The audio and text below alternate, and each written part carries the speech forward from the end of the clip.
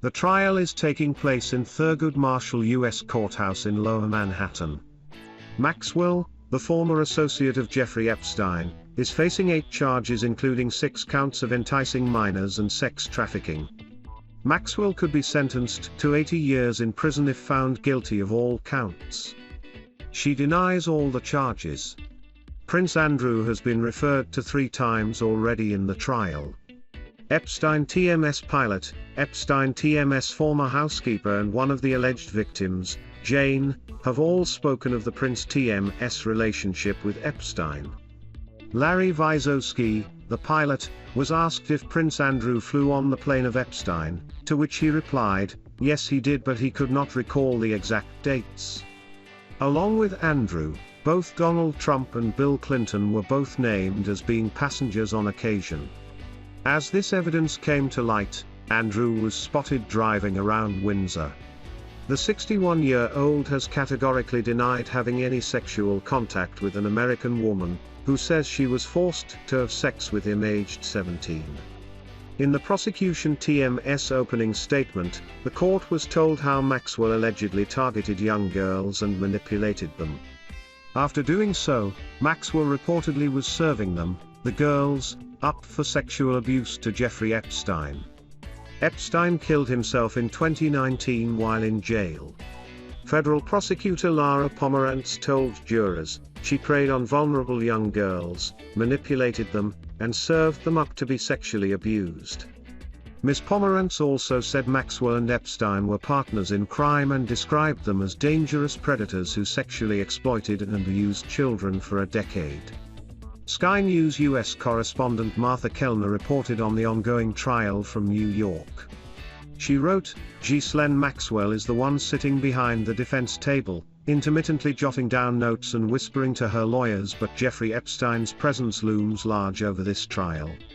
Epstein died by suicide in 2019 and Maxwell's lawyers have argued that she is being held responsible for his crimes.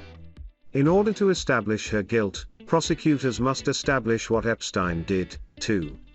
The jury has heard about his homes, in New Mexico, Little St. James and a property in Palm Beach, which was run like a 5-star hotel, complete with a 58-page rule book and instruction that the housekeeper shouldn't TMT look him in the eye.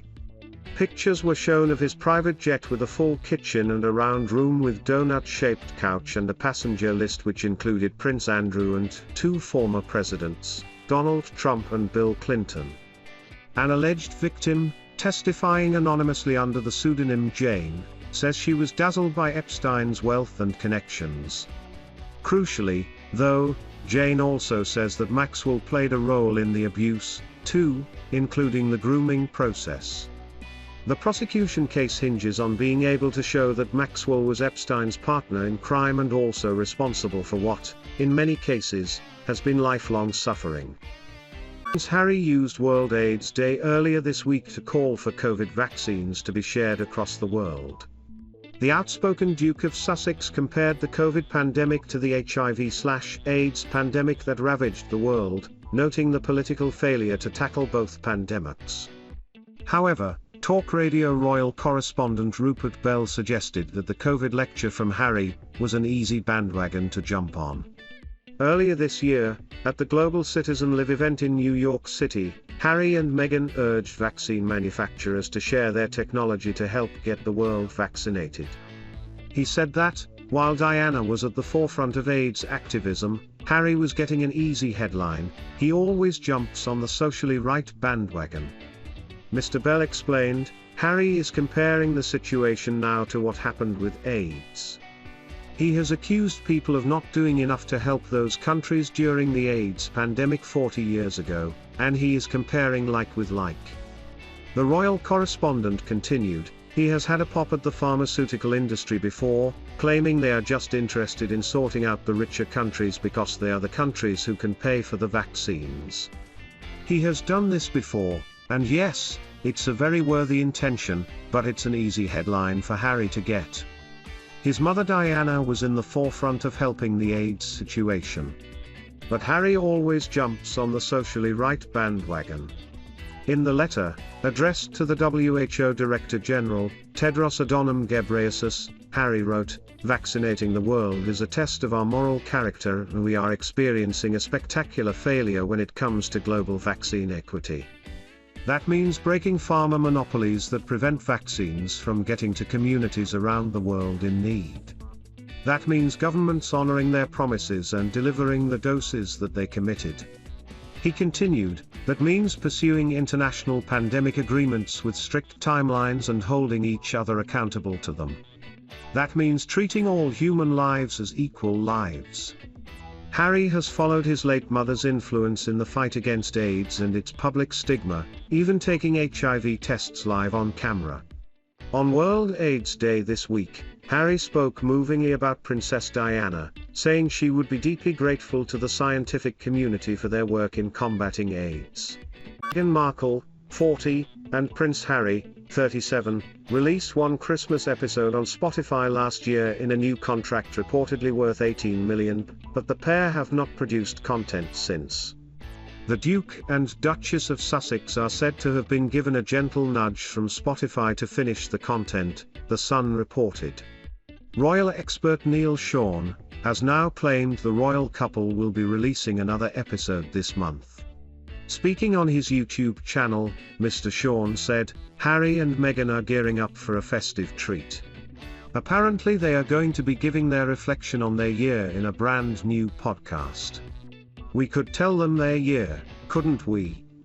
Fell out with their family, alienated everybody, fanbase dropped dramatically.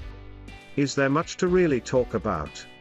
No doubt we will get some sort of lecture on working mums and things they've done." His comments come after Meghan's latest appearance on The Ellen Show, where she spoke of the difficulties of having two children as she shared more intimate details about them. After sharing a picture of the 2-year-old feeding chickens while wearing yellow wellies in their home in Montecito, California, Meghan said Archie loves to dance. The former actress' high-profile appearance comes 8 months after the Sussexes' controversial sit-down with Oprah Winfrey, which left the royal family in crisis. Meghan and Harry have until now remained private about Lily, who was born in June and was named Lilibet after the royal family's nickname for the Queen. They are yet to share a photo publicly of their daughter. The Duchess told chat show host Ellen DeGeneres that someone told Harry, and I that when you have one kid it's a hobby, and 2 children is parenting. Don't miss suddenly we realized, oh right, everyone talks about what it's like for the second child, but no one talks about the adjustment for the first child when the second one comes along. I think they have that moment of, oh, this is fun, oh, this is how it is now. She also said that Harry loves the weather and lifestyle in California. The Duchess said Archie loves to dance and added she would do the cooking on Thanksgiving. Meghan issued a triumphant statement on Thursday morning after the Court of Appeal ruled in her favor, upholding the High Court judge's decision over her privacy case. However, the defendant in the case and publisher of the Mail Online and Mail on Sunday, Associated Newspapers, announced in a statement it is considering an appeal to the British Supreme Court. The statement read, "We are very disappointed by the decision of the Court of Appeal. It is our strong view that judgment should be given only on the basis of evidence tested at trial, and not on a summary basis in a heavily contested case, before even disclosure of documents. No evidence has been tested in cross-examination, as it should be, especially when Mr. Knauf's evidence raises issues as to the Duchess's credibility." After People magazine published an attack on Mr. Markle, based on false briefings from the Duchess's friends wrongly describing the letter as a loving letter, it was important to show that the letter was no such thing. Both the letter and People magazine also seriously misrepresented the reasons for Mr. Markle's non-attendance at the royal wedding. The articles corrected these matters and raised other issues of public interest, including the reasons for the breakdown in the relationship between the Duchess and her father. "We are considering an appeal to the Supreme Court in the United Kingdom." This statement mentioned Jason Knauf, who was Meghan's communications secretary between 2018 and 2019. Mr. Knauf was heard in November by the Court of Appeal through a written witness statement in which he claimed Meghan had written the letter to her estranged father Thomas Markle Sr. in August 2018 with the understanding that it could be leaked. He said she had sent him an early draft of the letter and had written, "Obviously everything I have drafted is with the understanding that it could be leaked, so I have been meticulous in my word choice, but please do let me know if anything stands out for you as a liability." Among other claims made by Mr. Knauf in his statement, the former Royal Communications Secretary detailed by sharing a text exchange with the Duchess how Meghan chose to call her father Daddy in her letter, as she had only ever called him in this manner, and in the unfortunate event that it leaked it would pull at the heartstrings. Moreover, Mr. Knauf said Meghan had deliberately ended each page partway through a sentence so that no page could be falsely presented as the end of the letter. In her statement to the Court of Appeal, Meghan stressed she did not think her father would leak her letter as it would have shown him in a bad light. Denying she thought it likely her letter would enter the public sphere, she said she merely recognized that this was a possibility. The Duchess also said, "The proposition that saying that I recognized that it was possible that my father would leak the letter, albeit unlikely, is the same as saying that I thought it likely that he would do so is, I would suggest, absurd." The Duchess said the text exchange showed she went to considerable lengths to ensure that the letter only went to my father. The Associated Newspaper's statement also mentioned a People article, referring to a story published by the US magazine in early 2019 in which 5 friends of Meghan anonymously defended the Duchess and spoke about her father. The Mail Online and Mail on Sunday later published, in February 2019, extracts from the Duchess' private and personal letter to Mr. Markle over 5 articles. A few months later, in October 2019, Prince Harry announced in a statement his wife the Duchess of Sussex had decided to sue Associated Newspaper, the publisher also of the Daily Mail. Meghan claimed the Associated Newspaper's articles containing her letter misused her private information, infringed her copyright and breached the Data Protection Act.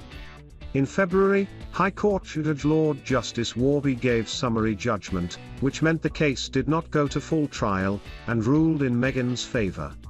Lord Justice Warby said the publication of these extracts had been manifestly excessive and hence unlawful. Giving his ruling, the judge said the majority of the content published was about Meghan's behaviour, her feelings of anguish about her father's behaviour, as she saw it, and the resulting rift between them. He added, "These are inherently private and personal matters." A 3-day hearing took place at the Court of Appeal in November after Associated Newspapers challenged this ruling. However, on Thursday morning, judges Sir Geoffrey Vaux, Dame Victoria Sharp and Lord Justice Bean dismissed the publisher's appeal in a ruling. The letter, the judges said, was personal, private and not matters of legitimate public interest. Reading a summary of their decision, Sir Geoffrey said, "It was hard to see what evidence could have been adduced at trial that would have altered the situation."